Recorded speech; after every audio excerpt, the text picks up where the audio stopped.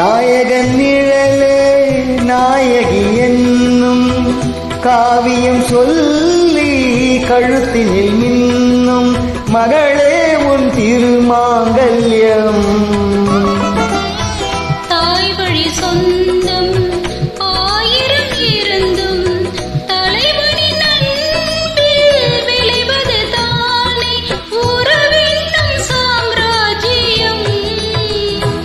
தலைவன் சூட நீ மலர்ந்தாய் பிறந்த பயனை